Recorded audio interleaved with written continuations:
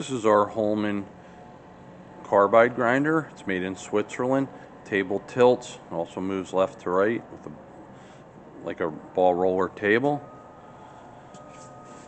You can see the table moves in both directions, and it'll also tilt. This is the clamp.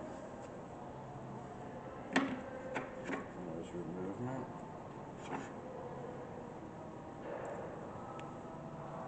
It's got forward and reverse.